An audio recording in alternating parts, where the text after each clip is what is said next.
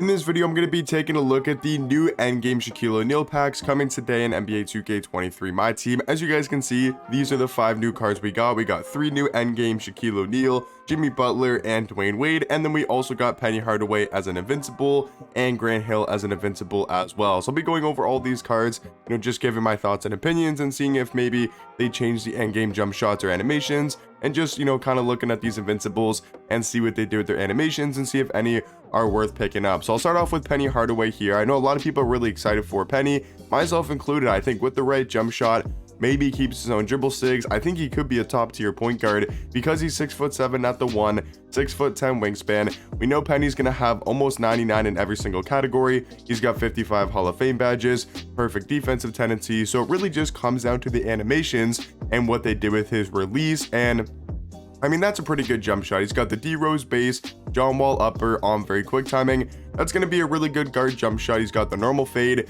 He's got the Steve Francis size up, the Trey escape thing behind the back.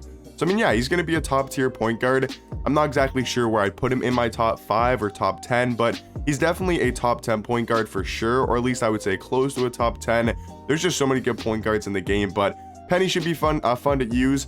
I don't think there's any comments on it yet, but I mean, he looks to be a good card, and I like that it's not the same jump shot as every other card in the game. It's a little bit different, right? And I really like the D-Rose base, whether it was on Don Ole, Amen Thompson, or the Pink Diamond Derrick Rose from the trophy case. I really like the D-Rose base this entire year. So for me personally, at least, this is going to be a great jump shot. I think Penny should be a top tier point guard. Now to take a look at Grant Hill, he's going to be a 6'8" shooting guard, 6'11" wingspan, so some pretty good height for that shooting guard position. Once again, stats and badges going to be damn near perfect. He's got perfect defensive tendencies, so it really just comes down to the animations. And ooh, they only give him the pro escape? Wait, hold on, the pro escape? That is a little bit weird. On an Invincible card, they must be updating that, right? There's no way they keep a pro escape on an Invincible card. That's a little bit weird, I'm not gonna lie. I was not expecting to see the pro escape. I mean, the D-Rose size up is amazing, Dame behind the back, but pro escape? That's just really weird. I feel like 2K hasn't given an Invincible card pro escape. Like, I think it was Jerry Sloan. Let me just quickly check. I think it was Jerry Sloan that got like the normal size up or something. But that was just a regular dark matter that was free. This is a Grant Hill card that's going to cost, a good amount of MT. Yeah, pro escape in July is kind of nuts, especially when every card is getting the best sigs. That's kind of crazy. I mean, his jump shot will be decent. The Seth Curry base is okay. I mean, it's a pretty good base. I'm not really the biggest fan of the Tony Kukoc upper. I think it'll be a good jump shot. And once again, the main thing about these Invincibles that I like is at least there's some sort of variety, and I get to try out different cards with different jump shots, different dribble sigs. It just makes the cards more unique and more fun to try out instead of just using the same animations over and over and over again when it comes to the jump shot. So Grant Hill, I mean, that pro escape is really weird. I'll have to come back and see if anyone else comments on it. But yeah, now it is now time to check out the end games. This is honestly the big deciding factor, because do they change their animations? Do they change their jump shots? Because if they don't, it's looking like it's going to be a very repetitive and very boring rest of the year. Because once again, if you guys don't know, every single endgame, I'm just going to, tell you guys in case you don't know, every single endgame has the exact same jump shot, the KPJ base, Sadiq Bey upper, and they have the exact same dribble sigs and the exact same dunk packages. So did they change Shaq's jump shot?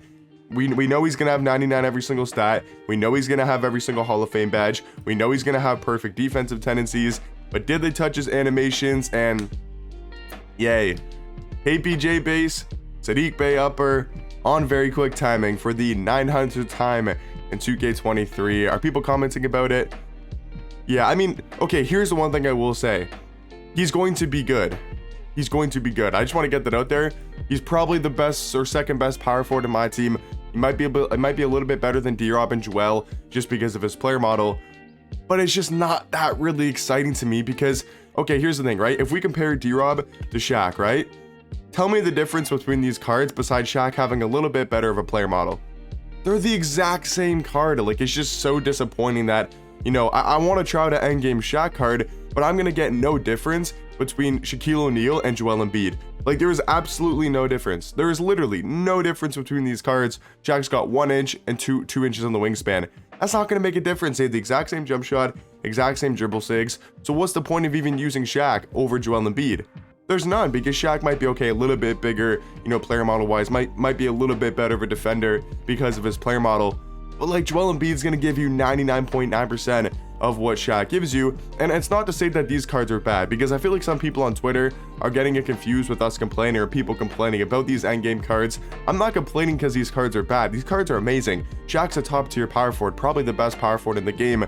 Maybe Manute Bol might be better just because his size, but like, these cards are amazing. I just want to get that out the way. These cards are top tier, all amazing cards, at least from my viewpoint, but it's just so repetitive and so boring to have the exact same jump shot on every single card. I can understand the dribble sigs, you know, a little bit more with the Steve Francis size up in the Trey escape. I'm perfectly fine with every card having the same dribble sigs, but just switch up the jump shots. I've mentioned it so many times, so I don't want to go into the whole spiel again. I think I've already complained about it enough once again, but it's just super disappointing. It's at the time of the year where it's just really disappointing to see. I mean, I guess I'll check Jimmy Butler and Dwayne Wade, maybe because they're guards, they got a different jump shot. Of course not. So yeah, still same KPJ base, Sadiq Bey upper on very quick timing. Are people commenting? I'm willing to bet $1 whole. Here's Trae Young's leaner. Let me go check. Yeah, I mean, you just already know exactly what the animations are going to look like. So for example, once again, right? Luka Doncic. So this one's actually crazy. Luka Doncic and Jimmy Butler seem like in the NBA, and just if you think about Luka and think about Jimmy, they seem to be completely different players, right? But in 2K with these endgame cards, I'm not kidding, they are going to be identical. Jimmy might have a little bit better of like a player model in game, but like if you look, 6'7" for Jimmy, 6'8" wingspan. For Luka, 6'7", 6'8" wingspan, both weigh 230 pounds. Like, these cards, I'm not even kidding. On paper, if you look on 2KDB, identical. Besides like Jimmy Butler having, you know, triple threat jab step on an 85 and Luka on an 8, and an alley-oop dunk at 100 compared to 50, or a step through shot at 76. But like, for the actual important stats when it comes to the animations, you know, or tendencies, they're the exact same.